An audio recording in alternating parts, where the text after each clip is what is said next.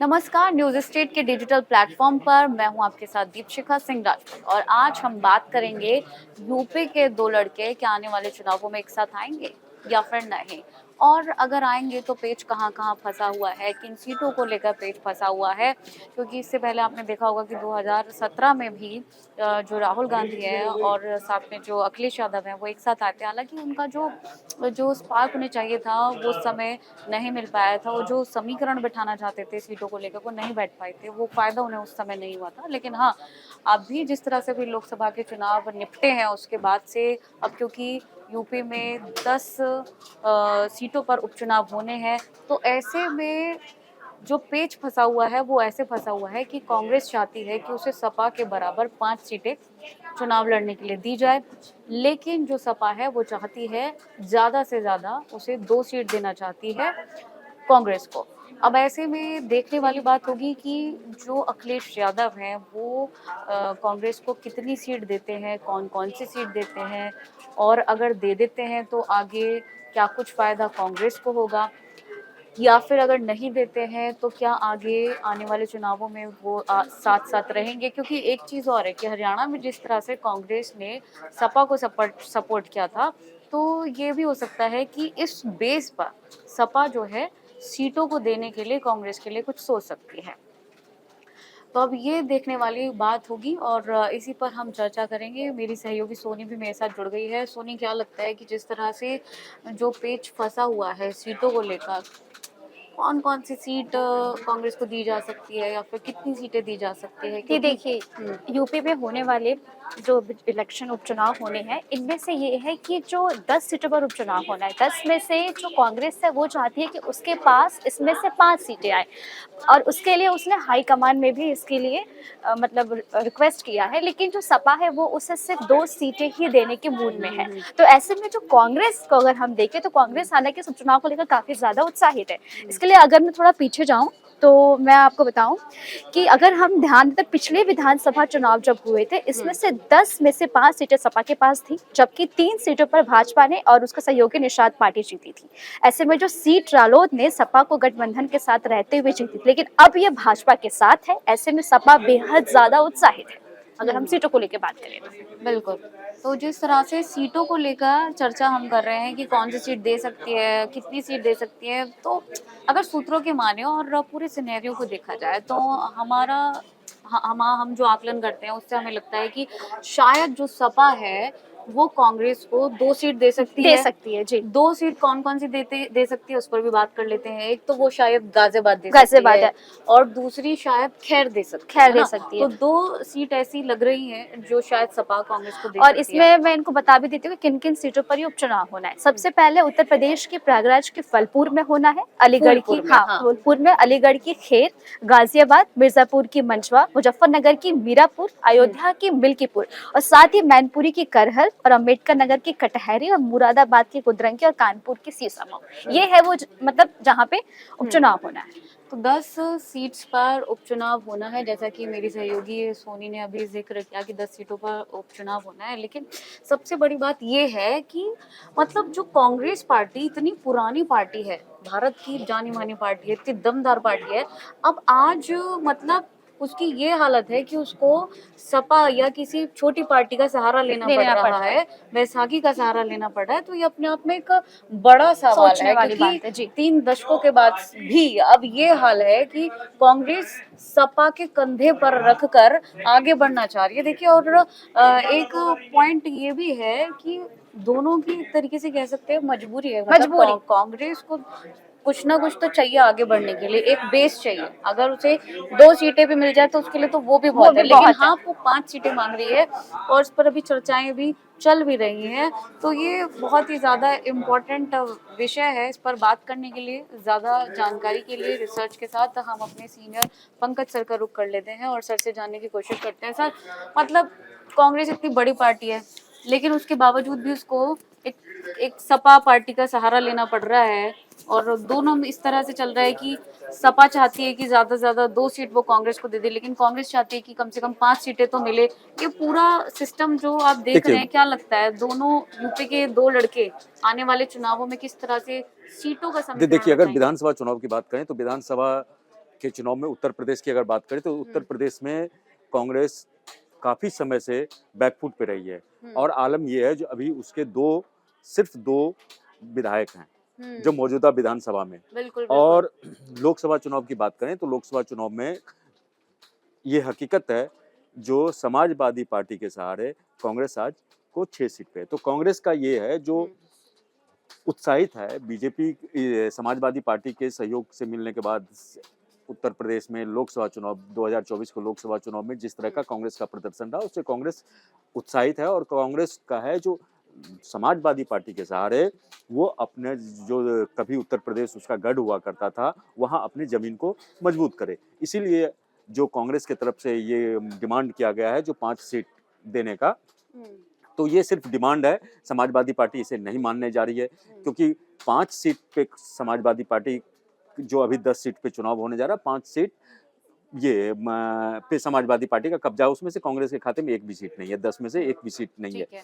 तो 5 सीट में से 4 सीट ऐसे हैं जहां पे कि समाजवादी अखिलेश यादव सहित समाजवादी पार्टी के 4 सांसद चुने गए हैं और वो चारों सांसद का वो सीट खाली है। एक इरफान सोलंकी वाला सीट है जिनको कि कोर्ट के 7 साल के सजा के बाद वो सीट खाली हुआ। तो 5 सीट ऐसे। अब रही बात 5 सीट का, तो 5 सीट ऐसी सीटें हैं जिन पे की बीजेपी और उनके गठबंधन का कब्जा। जैसे 3 सीट आपको बीजेपी के खाते में है और एक सीट निषाद पार्टी और एक आरएलडी के खाते में। तो आरएलडी का भी जो ये सीट है उस सीट से आरएलडी उस समय ये सीट जीती थी जब समाजवादी पार्टी और आरएलडी का गठबंधन था। बाद में ये गठबंधन टूटा तो ये बीजेपी के खेमे में चले गए। तो इस तरह से, लेकिन अभी जो खबरें आ रही है जो समाजवादी पार्टी इसके एवज में उत्तर प्रदेश में अगर उनको विधानसभा के उपचुनाव में अगर समाजवादी पार्टी कुछ स्पेस देती है तो इसके एवज में कांग्रेस ने एक ऑफर दिया जो अंदरूनी सूत्रों से खबर आ रही है जो हरियाणा में और जम्मू कश्मीर में जो विधानसभा चुनाव होने वाले हैं तो वहां कुछ इनको सीट ऑफर किया जाए। तो खबरें ये है जो हो सकता है जो हरियाणा में 4 से 5 सीट या 6 सीट इनको मिल जाए समाजवादी पार्टी को। लेकिन हरियाणा में एक और जो पेंच फंसा हुआ है, हरियाणा में यह है जो आम आदमी पार्टी से भी गठबंधन की बात चल रही है। तो अगर आम आदमी पार्टी से गठबंधन होता है तो फिर समाजवादी पार्टी को उसमें कितनी सीटें मिलती है ये देखने वाली बात होगी। हाँ, जम्मू कश्मीर से ये खबरें आ रही है, जम्मू कश्मीर जो मुस्लिम बाहुल कुछ सीटें हैं तो जो कांग्रेस के खाते में आ रही है नेशनल कॉन्फ्रेंस से अलायंस के बाद, तो उनमें से कुछ सीटें समाजवादी पार्टी को मिल सकता है। बिल्कुल। और सर क्योंकि जो ये चुनाव होने हैं अब उसमें सपा और कांग्रेस को ले लीजिए 2027 की जो बिसात है सीटों को लेकर जो इस समय रिजल्ट निकल कर आएगा वही 2027 का रास्ता साफ करेगा। तो दोनों के लिए ही ये इम्पोर्टेंट है, दोनों के लिए भी कांग्रेस के लिए भी। जी, उससे पहले मैं ये एक बता दूं जो फूलपुर, मीरापुर और गाजियाबाद का सीट हो सकता है समाजवादी पार्टी कांग्रेस को दे दे और उसमें से कानपुर की शीशा मऊ सीट है वो भी इनकी ये कांग्रेस की तरफ से डिमांड किया जा रहा है जो ये भी सीट हमें दे दीजिए। लेकिन ये जो है ये 3 सीटें पे मुझे जो लगता है 3 सीटें पे दोनों का गठबंधन बन जाएगा। देखिए दिक्कत कांग्रेस का डिमांड बढ़ रहा है। कांग्रेस का डिमांड इसलिए बढ़ रहा है जो कांग्रेस 2012 में जब वहां पे विधानसभा चुनाव हो रहा था जब समय की समाजवादी उस समय भी गठबंधन की चर्चा चली थी। उस समय में केंद्र में इनकी सहयोगी से मनमोहन सिंह की सरकार थी, यूपीए की सरकार थी, समाजवादी पार्टी उसमें केंद्र में ये था। लेकिन जब 2012 में जो विधानसभा चुनाव हो रहा था उस समय में कांग्रेस ने डिमांड किया था जो हमें कुछ आप दीजिए। लेकिन जो कांग्रेस का फॉर्मूला था समाजवादी पार्टी फॉर्मूला का दोनों का गठबंधन नहीं हुआ था, दोनों ने अलग अलग विधानसभा चुनाव लड़ा था और उसमें समाजवादी पार्टी की साइकिल दौड़ गई थी, अखिलेश यादव मुख्यमंत्री में थे। लेकिन 2012 के बाद जब प्रधानमंत्री मोदी 2014 में आते हैं तो उसके बाद से पूरा सियासी समीकरण उत्तर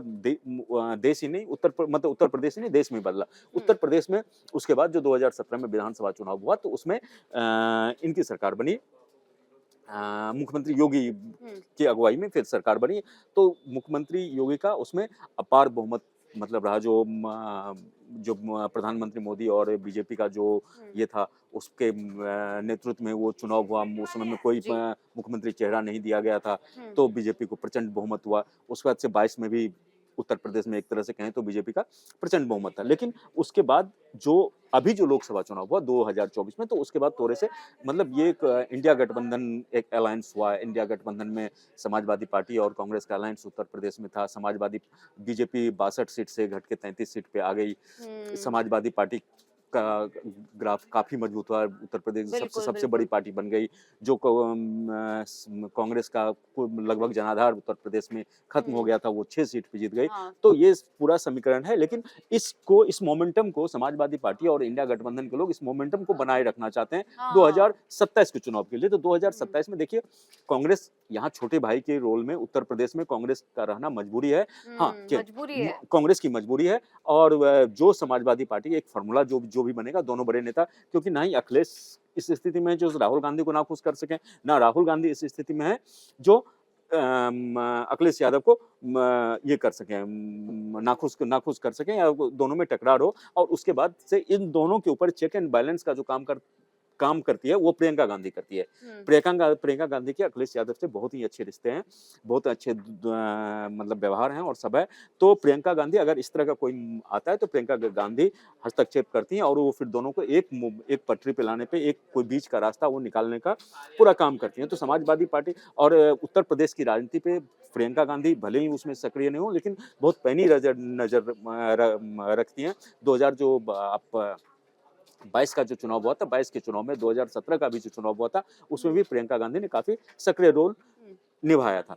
तो देखिए, ये दोनों के लिए टफ लड़ाई है। अगर आप थोड़ा सा भी ढील देते हो, तो बीजेपी काफी एग्रेसिव मूड है। बीजेपी को जो नुकसान इसमें हुआ है लोकसभा चुनाव में, उसका बीजेपी किसी भी सूरत में भरपाई करने में लगी हुई है। और सीएम योगी का साफ कहना है, जो हर एक कार्यकर्ता से, हर एक वोटर से जाके आप मिलो और उसको बूथ तक लाओ। तो जब इस तरह का एग्रेसिव हो रहा है, तो इसमें समाजवादी पार्टी और ये जोखिम इंडिया गठबंधन नहीं लेना चाहिए कि समाजवादी पार्टी और अखिलेश यादव नहीं, राहुल गांधी कांग्रेस नहीं लेना चाहेंगे।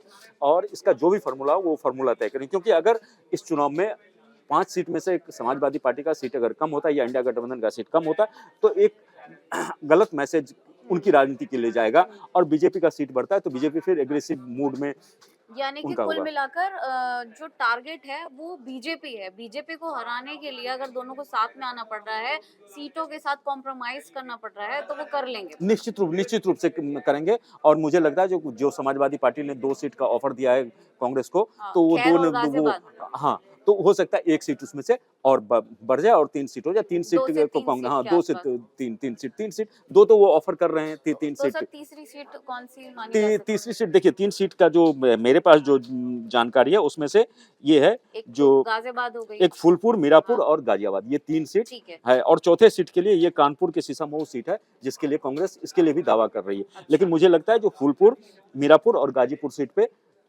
कांग्रेस के खाते में ये तीन सीट आएगी। बिल्कुल बिल्कुल सर, बहुत ही बढ़िया जानकारी सर आपने यहाँ पर दी।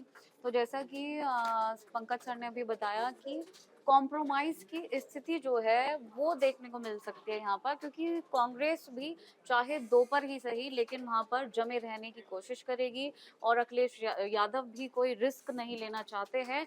अब देखने वाली बात ये होगी कि सीटों का समीकरण आने वाले इन उपचुनावों में किस तरह से बैठेगा, कितनी सीट, कौन सी सीट कांग्रेस को सपा की तरफ से दी जाएगी, ये सब देखने वाली बात होगी।